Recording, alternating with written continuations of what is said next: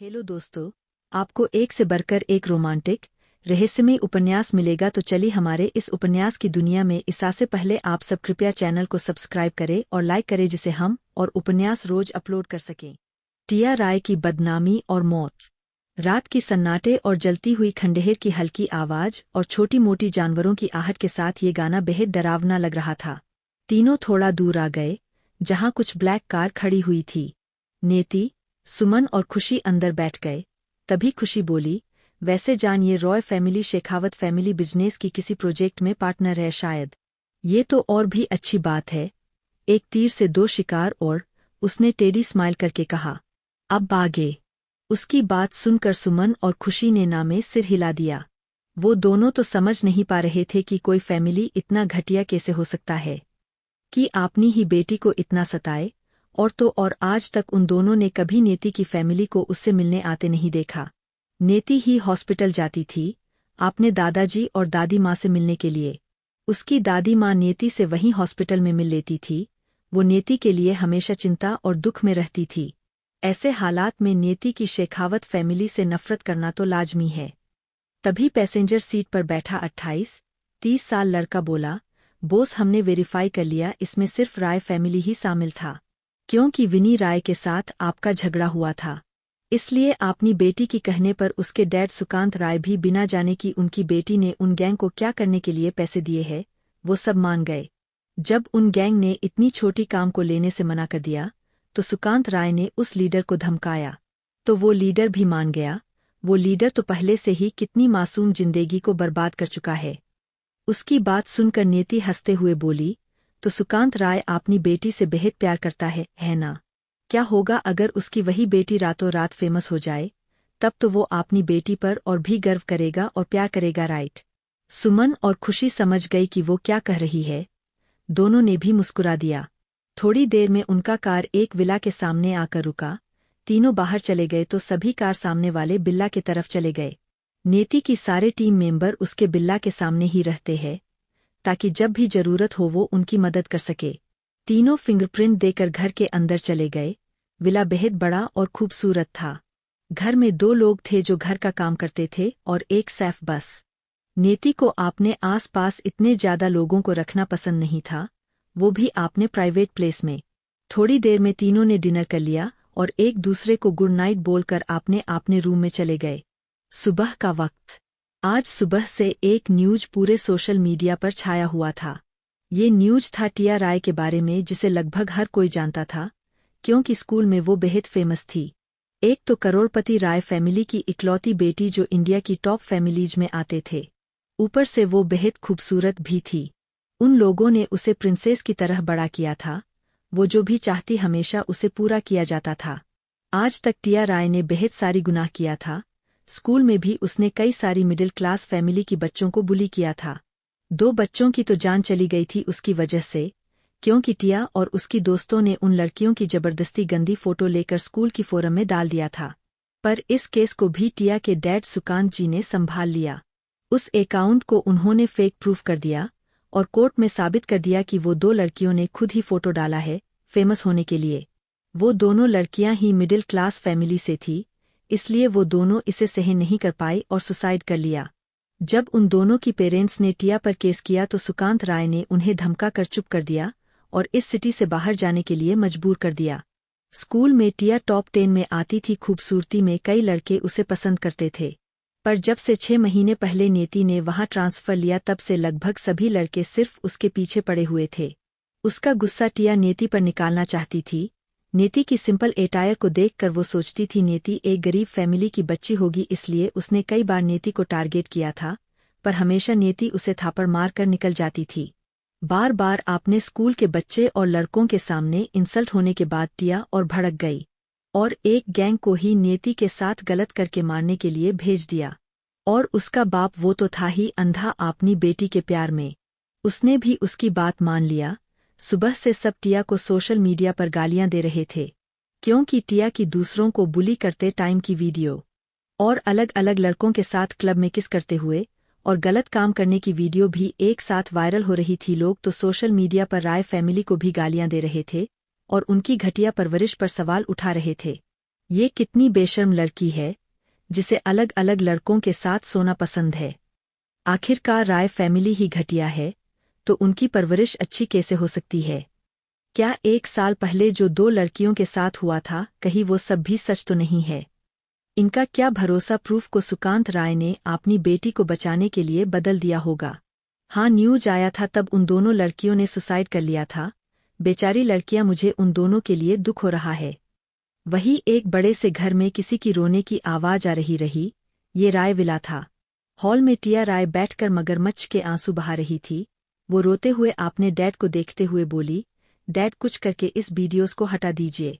तभी उसके गाल पर एक थापड़ पड़ा तो टिया और जोर जोर से रोने लगी। ये सुकांत राय ही थे जिन्होंने फिर से टिया को थापड़ मारा था। अब तक टिया को 10 थापड़ पड़ चुके थे। तुम ये सब घटिया काम करने क्लब जाती थी। तुमने रॉय फैमिली का नाम पूरी तरह से बर्बाद कर दिया है। उनकी बात सुनकर टिया और जोर जोर से रोने लगी। तभी टीना की मोम रेणुका आगे आकर खड़ी हो गई और बोली, सुकांत, आप उसे बेहद मार चुके हो। हमें उसे समझाना चाहिए, ना कि मारना चाहिए। वो हमारी इकलौती बेटी है। अगर उससे कुछ गलतियां हो गई है तो हमें उसे इस वक्त संभालना चाहिए। आप जल्दी से इस न्यूज को हटाइए। हम अपनी प्रिंसेस की और बदनामी नहीं होने दे सकते। उनकी बात सुनकर सुकांत जी गुस्से से दांत पीस कर बोले, अगर तुम इसे पहले समझा देती तो आज ये सब देखना नहीं पड़ता। और तुम्हें क्या लगता मैंने इस न्यूज को हटाने की कोशिश नहीं की है? पर कुछ फायदा नहीं है। जो भी है, इस सब के पीछे वो बेहद पावरफुल है। मैं चाहकर भी इस न्यूज को हटा नहीं पा रहा हूँ। क्या बकवास है। न्यूज चैनल में उन लोगों को खरीद लीजिए को काम के है। पर अगर ऐसा नहीं कर सकते तो आखिरकार कौन इतना पावरफुल है जो राय फैमिली की डिग्निटी को टारगेट कर रहा है? रेणुका जी बोली, फिर कुछ सोचते हुए बोली, क्या हम टिया को कुछ सालों के लिए इंडिया के बाहर भेज दे? उनकी बात सुनकर सुकांत जी ने कुछ सोचा, फिर बोले, तुम ठीक कह रही हो, हम आज ही टिया को देश से बाहर भेज देंगे। तभी घर के बाहर से ब्लास्ट होने की आवाज आई। ये आवाज सुनकर टिया डर गई और आपने मोम डैड के पीछे छुप गई। तभी एक गार्ड थोड़ा घायल हालत में अंदर आया और डरते हुए बोला, सर के बाउंड्री वॉल को किसी ने बॉम्ब ब्लास्ट करके उड़ा दिया है। तभी हॉल के अंदर कुछ ब्लैक यूनिफॉर्म पहने गार्ड आ गए तो सुकांत जी, रेणुका और टिया उन्हें डर और हैरानी से देखने लगी। कौन हो तुम सब और तुम लोगों की हिम्मत कैसे हुई राय विला में घुसने की? तभी किसी की हंसने की आवाज आई, रस्सी जल गई पर बल नहीं गया। क्या राय फैमिली की शेयर्स नहीं गिर रहे हैं? क्या तुम्हारी कंपनी की सारे प्रोजेक्ट बंद नहीं हो गए हैं या कुछ बाकी रह गया है? सुकांत, रेणुका और टिया तीनों ने सामने देखा तो 3 लड़कियां चलकर अंदर आ रही थी। उनके पीछे एक लड़का आ रहा था। उसने ही अभी बात किया था। तभी सुकांत जी की नजर उन गार्ड्स की ब्लैक यूनिफॉर्म की लोगो पर पड़ी, जिस पर क्वीन, बस ये एक शब्द था। और यही एक शब्द सुकांत को अंदर तक डराने के लिए काफी था। वो हकलाते हुए बोला, क्वीन ऑफ डेथ की गार्ड्स यहाँ हमारे घर में क्या कर रहे हैं? वही टिया और रेणुका, जिन्हें क्वीन के बारे में कुछ पता नहीं था, वो चिल्लाते हुए घमंड से बोली, तुम लोगों की हिम्मत कैसे हुई यहाँ हमारे घर में आने की और इतना तोड़फोड़ मचाने की? वही अपनी बीबी और बेटी की बात सुनकर सुकांत परेशान हो गया और उन्हें चुप कराते हुए बोला, चुप करो, तुम दोनों को पता नहीं कि वो कौन है? आपने पति की बात सुनकर रेणुका जी और भी गुस्से में आ गई और चिल्लाकर बोली, ये जो भी हो, ये ऐसे हमारे घर में नहीं घुस सकते। तभी नेति, सुमन और खुशी ने अपने चेहरे से मास्क हटा दिया और आकर सोफे पर तीनों बैठ गई जैसे ये घर उनका ही हो।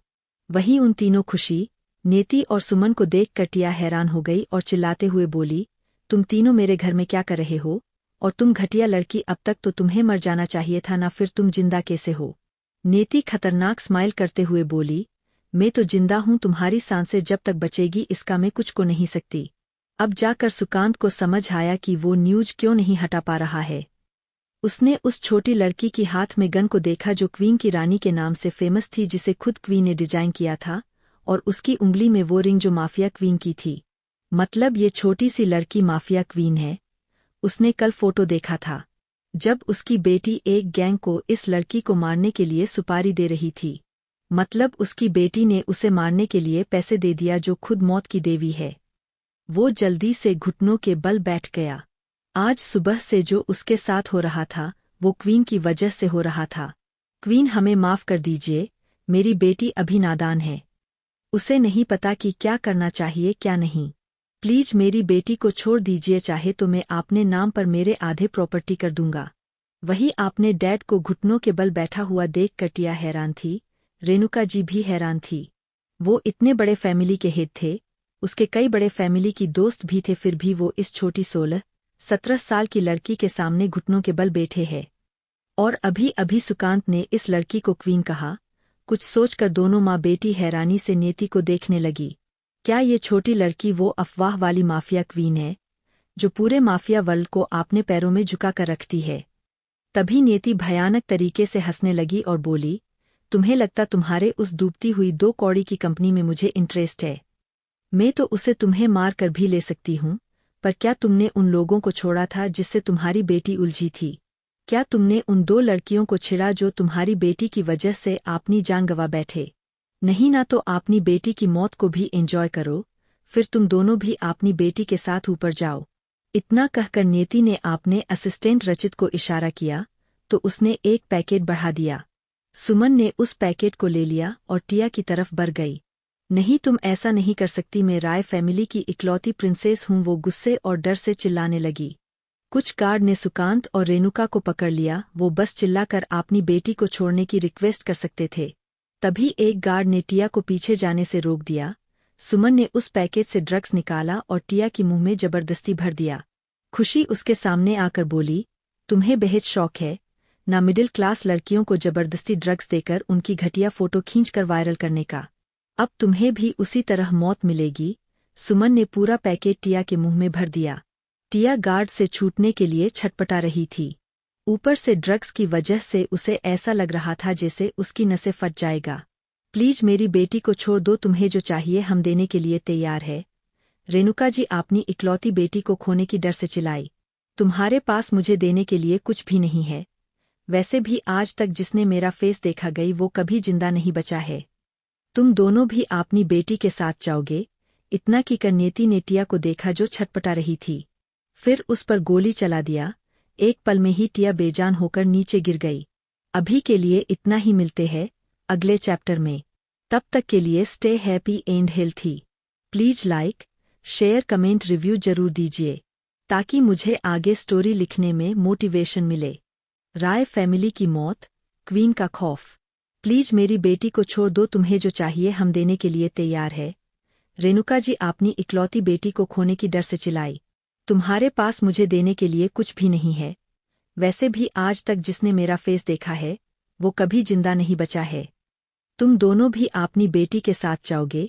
इतना कहकर नेति ने टिया को देखा जो छटपटा रही थी। फिर उस पर गोली चला दिया। एक पल में ही टिया बेजान होकर नीचे गिर गई। अब आगे। टिया की बेजान शरीर जमीन पर पड़ी हुई थी। उसकी सीने से खून बह रहा था, उसकी मुंह से ड्रग्स अभी भी भरा हुआ था। अपनी इकलौती बेटी को मरते हुए देखकर सुकांत जी और रेणुका सहन नहीं कर पाए और चिल्लाए, टिया। वो दोनों टिया के पास जाने के लिए छटपटाने लगे, पर गार्ड्स के हाथ से वो छूट नहीं पा रहे थे। रेणुका जी गुस्से से चिल्लाई, तुम घटिया लड़की, तुमने मेरी इकलौती बेटी को मार दिया। तुम एक मर्डरर हो। तुम्हें पता नहीं कि मैं किस फैमिली से हूं। अगर उन्हें पता चला कि तुमने उनकी इकलौती नातिन को मार दिया है, वो तुम्हें नहीं छोड़ेंगे। रेणुका की बात सुनकर नेति ने बस ठंडी स्माइल दिया और बोली, मैं मर्डरर हूं, क्या तुम लोगों ने मासूम लोगों को नहीं मारा? आज तुम्हारी बेटी को मरते देख वो सब खुश होते होंगे, है ना? वैसे हजारों लोगों को मारा है, पर वो सब तुम जैसे बेवकूफ ही थे। और एक बात, तुम्हारी बेटी तुम दोनों की गलती की वजह से आज मर गई। ये तुम लोग ही थे जो अपनी बेटी को इतने घटिया संस्कार दिया है। इसलिए वो दूसरों को हमेशा कम ही समझती है और इसी वजह से देखो मरी पड़ी है। डोंट वरी, आज तक मैंने जितने लोगों को मारा है उसने तुम्हारा नाम शामिल हो जाएगा। फिर लोग तुम लोगों को हमेशा के लिए याद रखेंगे, क्योंकि वो मेरे नाम को याद रखते हैं। उसकी ठंडी हंसी की आवाज उस हॉल में गूंज रही थी। सुकांत जी समझ चुके थे कि अब वो दोनों भी नहीं बचने वाले हैं। उसकी ठंडी हंसी सबको डराने के लिए काफी थी। 17 साल की लड़की से वो डर रहे हैं। आज तक किसी ने क्वीन का चेहरा नहीं देखा, उसके कुछ करीबी लोगों को छोड़कर। आज वो जरूर उन दोनों को भी मार देगी। वो भी अपनी इकलौती बेटी को मौत का बदला लेना चाहते थे, पर ये अभी कभी नहीं हो सकता।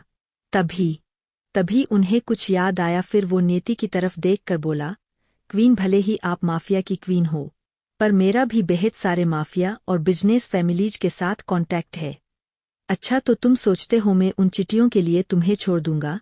इतना कहकर उसने स्माइल किया और बोली, क्या तुम हेल्प के लिए ट्राई करना चाहते हो? तो अभी कॉल करो, मुझे भी देखना है कौन तुम्हारे जान बचाने की कोशिश करता है।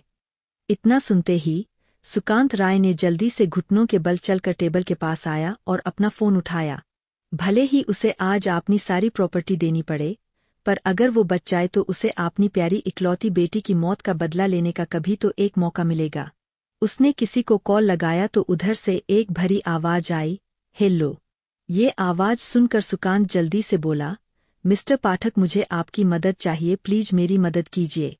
तभी उधर से एक आवाज आई, कैसी मदद चाहिए? तुम मेरे दोस्त के बेटे हो, मैं जरूर तुम्हारी मदद करूंगा। पाठक फैमिली भी एक बेहद बड़ी फैमिली थी। वो लोग भी अंडरवर्ल्ड में थे, इसलिए सुकांत ने उन्हें कॉल किया था। उनकी बात सुनकर सुकांत खुश हो गया और बोला, क्वीन मुझे और मेरे पूरे फैमिली को मार देगी। क्वीन ने मेरी बेटी को मार दिया है। उसने इतना ही कहा था कि उधर से गुस्से से चिल्लाने की आवाज आई, क्या कहा तुमने? क्वीन वहां है? फिर तुमने मुझे फोन करने की हिम्मत कैसे किया? जरूर तुम लोगों ने ही क्वीन को उकसाया होगा, वरना क्वीन कोई ऐसी इंसान नहीं है बिना दोष के लोगों को मार दे। तुम क्या मुझे फंसाना चाहते हो? इतना कहकर दूसरी तरफ से आदमी ने फोन काट दिया। नेति ने सुकांत जी को देखा और ठंडे भाव से कहा, बस अब दूसरा कॉल करने की जरूरत नहीं, मेरा टाइम वेस्ट हो रहा है तुम जैसे गधे के साथ। इतना कहकर नेति ने सीधा सुकांत की माथे की बीचों बीच गोली मार दिया। सुकांत आखिर वक्त तक भी कुछ समझ नहीं पाया।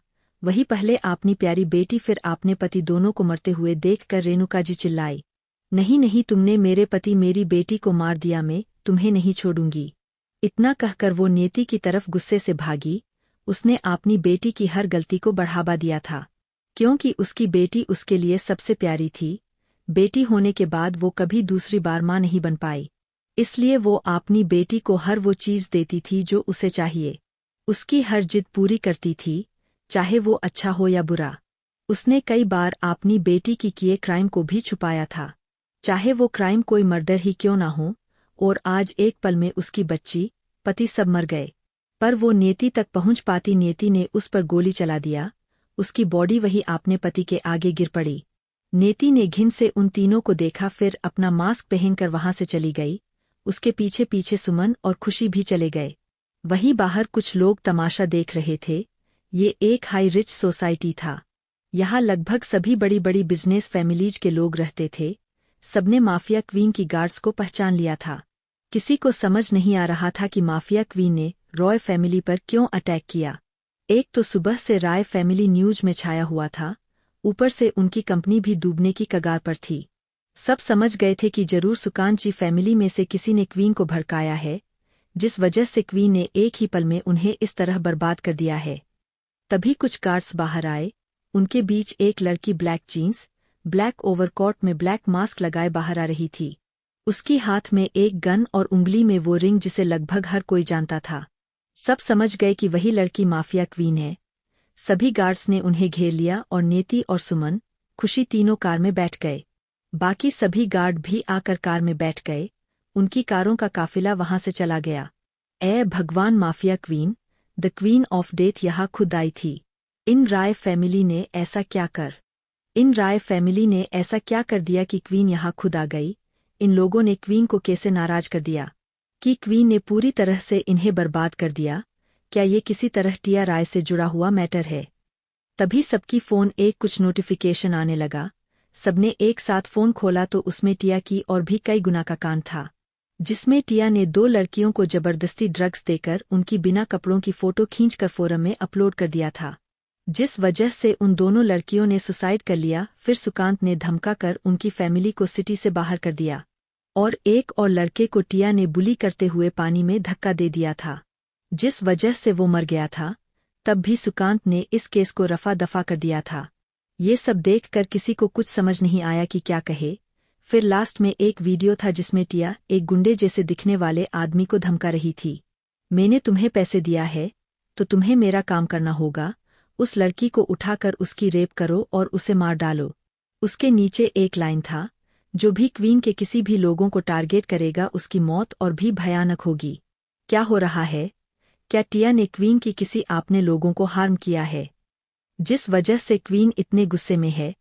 ही भगवान, ये घटिया लड़की क्या है जो ये बार बार सबको बुली करती है? इसकी वजह से कितनी जाने गई है। तभी वहां पर पुलिस आ गई। पुलिस को तो किसी ने कब से कॉल कर दिया था। तभी वहां पर पुलिस आ गई। पुलिस को तो किसी ने कब से कॉल कर दिया था। पर जब उन्हें पता चला कि वहां क्वीन के लोग हैं, तो उनकी हिम्मत नहीं हुई यहां आने की। और जैसे ही क्वीन के लोग चले गए, तो पुलिस आ गई। जब गवर्नमेंट क्वीन के खिलाफ कोई स्टेप नहीं ले रही है, तो भला इन पुलिस वालों को कहां से हिम्मत आएगा। कुछ ही देर में विला से 3 डेड बॉडी बाहर लाई गई। सब देख कर चौंक गए, क्योंकि ये टिया और उसकी मोम डैड की लाश थीं। सबने गहरी सांस लिया। अब इन लोगों ने क्वीन के लोगों को टारगेट की क्यों किया कि वो लोग मारे गए। कुछ ही देर में सब बाहर थे। कुछ पुलिस बारे क्राइम सीन को इन्वेस्टिगेट कर रहे थे। तभी सभी पुलिस वालों को एक साथ हायर ऑफिशियल से टेक्स्ट आया। सभी ऑफिसर्स को विला की गेट से लोगों के साथ बाहर जाने को बोल दिया गया। ये देखकर सभी ऑफिसर हैरान हो गए। फिर भी उन्होंने ज्यादा नहीं सोचा और सबको लेकर बाहर चले गए।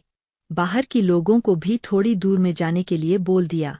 जैसे ही सभी पुलिस वाले और सोसाइटी के लोग वहां से दूर चले गए, एक धमाके के साथ विला ब्लास्ट हो गया।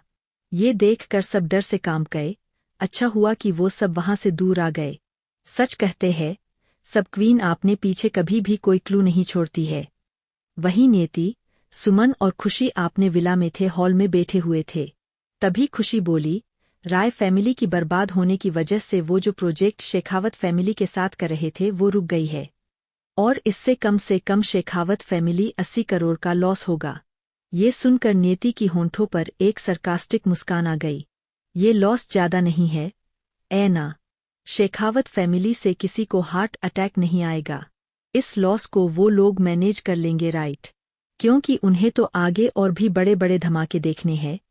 उन्हें स्ट्रोंग रहना चाहिए। अगर वो वीक हो गए तो खेल खेलने में मजा नहीं आएगा। ये कहकर नेति की आंखों में नफरत उतर आया। उसे हर दिन नेति मतलब असली बॉडी की ओनर की यादें सताती थी। उसे ऐसा लगता था जैसे ये सब कुछ उसके साथ ही हो रहा है। वही पूरे राय फैमिली को माफिया क्वीन ने मार दिया है। ये न्यूज़ जंगल में लगी आग की तरह कुछ ही पल में फैल गई। जो भी राय फैमिली से जुड़ा हुआ था, उन सबको भी डर लग रहा था। सबक सबके दिल में क्वीन का खौफ ही ऐसा था कि कहीं वो राय फैमिली से जुड़े हैं, इसलिए क्वीन उन्हें भी टारगेट ना करने लग जाए। वो सब क्वीन की रूथलेस तरीके को जानते थे। वही एक बड़े से विला में, जिसके बाहर शेखावत विला लिखा हुआ था। अंदर विला के मैन हॉल में कुछ लोग बैठे हुए थे और बातें कर रहे थे। राय फैमिली बर्बाद हो गया।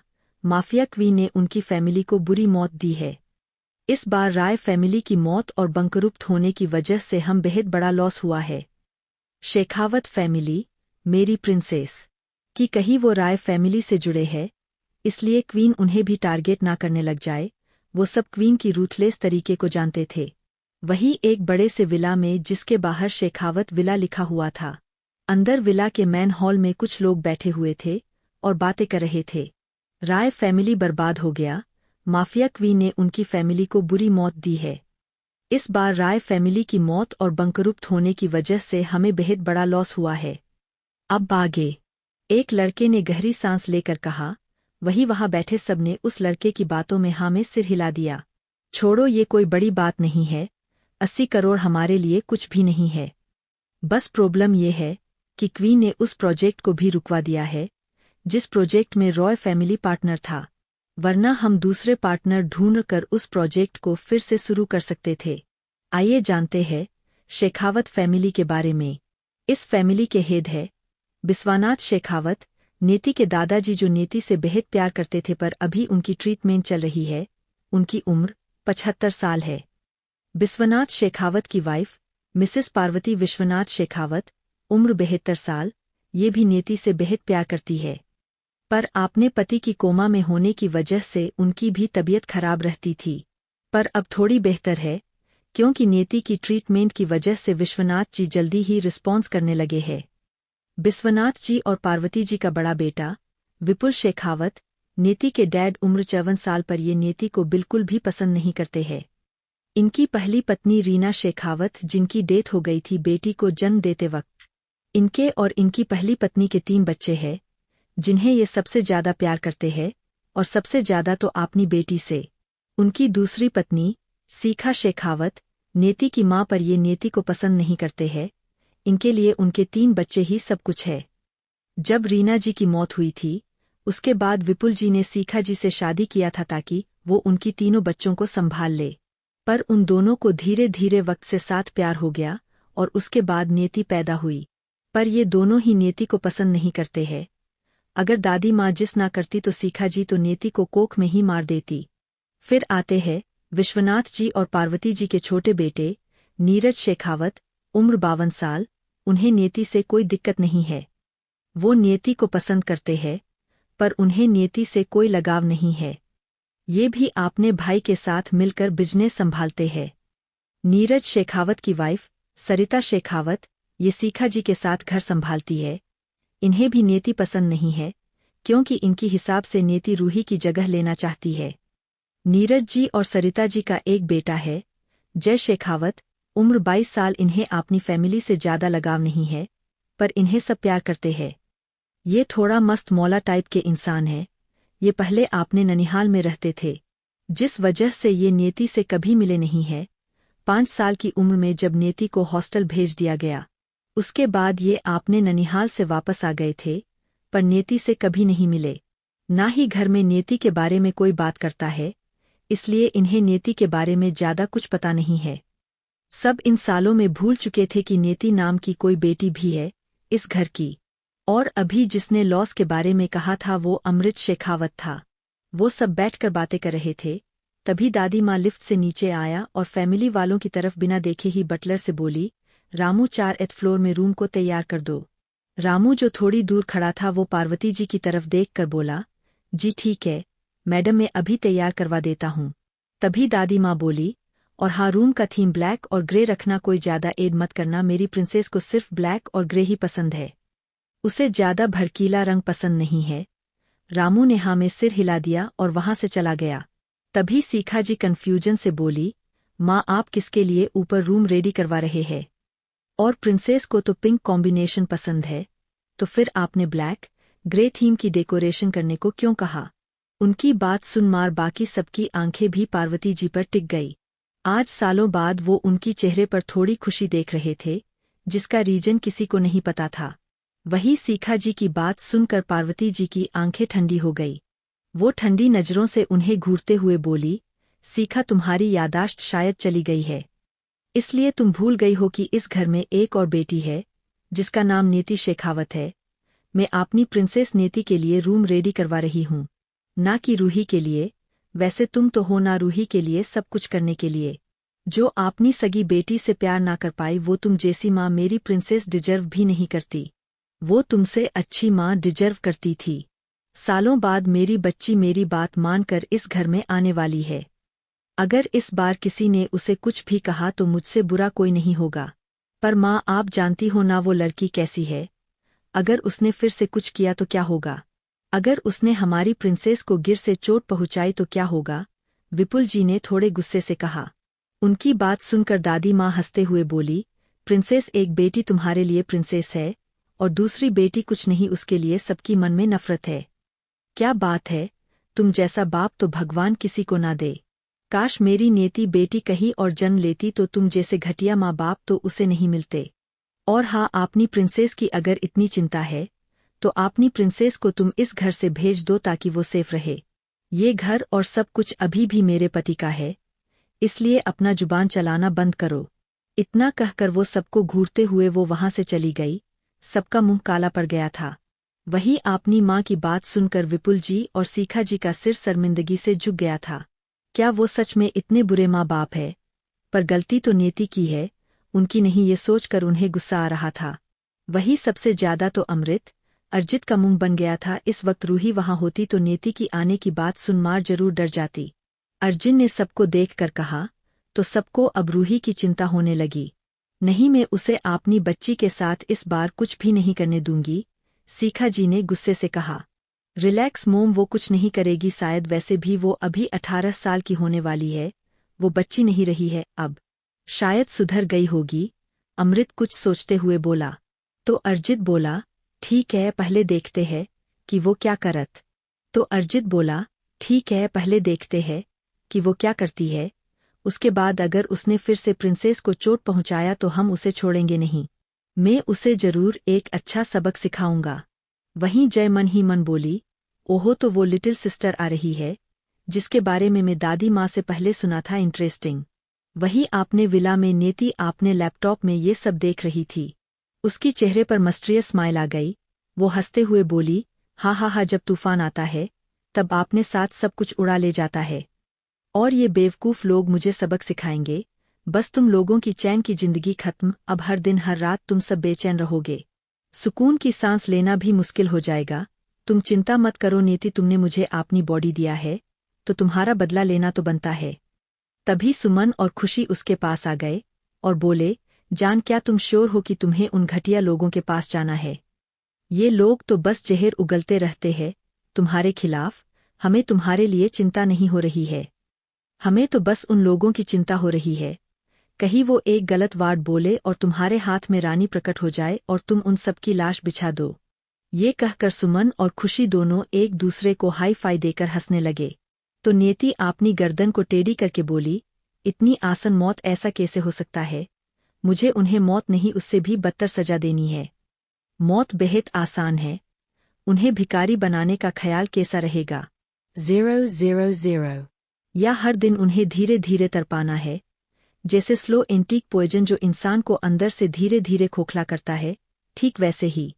ये सुनकर सुमन और खुशी ने एक दूसरे को देखा, फिर बोले, अब हमारी बेरहम क्वीन जा रही है तो कुछ तो करेगी। वहीं वॉशिंगटन। इस वक्त रात का वक्त था। एक लड़का खून से लथपथ एक खाली बिल्डिंग के ऊपर खड़ा था। 12:56 p.m. टेरेस पर लाशों का ढेर लगा हुआ था और वो लड़का उन लाशों की ढेर को देखकर क्रीपी स्माइल कर रहा था। उसके हाथ में एक रिमोट था, उसकी ब्राउन आंखें जैसे समुंदर से गहरा था, उसकी आंखों की गहराइयों में हजारों राज जैसे दफन हो गए थे। वो एक पल में ही उस 50 मंजिला बिल्डिंग से नीचे कूद गया। उसके कूदते ही वो बिल्डिंग ब्लास्ट हो गया। वो लड़का साइड की बिल्डिंग के टेरेस पर खड़ा होकर उस बिल्डिंग को जलते हुए देख रहा था। वो खून उसका नहीं बल्कि उसके सारे दुश्मनों का था। तभी एक लड़का उस लड़के के पास आया, बोला, बॉस हमें अभी इंडिया जाना है। उस लड़के ने हाँ में सिर हिला दिया और दोनों वहां से चले गए। कुछ देर बाद एक रूम में एक लड़का सोया हुआ था, उसके माथे पर पसीना था। नो नो बनी, इतना कहकर वो झटके से उठकर बैठ गया। उस लड़के की गहरी ब्राउन आंखें खून की तरह लाल हो गई थी। उसकी आंखों एक दर्द था और कुछ गहरे राज जो उसके सीने में दफन था। इस बार ऐसा नहीं होगा, इतना कहकर उस लड़के ने बेहद देखा तो सिर्फ बादल दिखाई दे रहा था। वो लड़का एक जेट में था। वो अपनी मुट्ठी कसते हुए बोला, प्रखर रायजादा से तुम सबने वो छीना है जो उसके लिए दुनिया थी, जो मेरे जीने की वजह थी, और इस बार मैं तुम सबकी सांसें छीनूंगा। उसकी आंखों में एक आग दिखाई दे रही थी जो सब कुछ जलाकर राख करने को तैयार थी। अभी के लिए इतना ही, मिलते हैं अगले चैप्टर में। तब तक के लिए stay happy and stay healthy.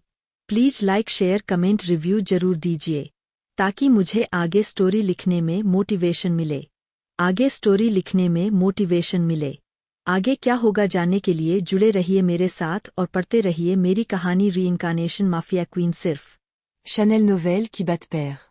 आगे के एपिसोड सुनने के लिए बने रहें हमारे साथ चैनल पर।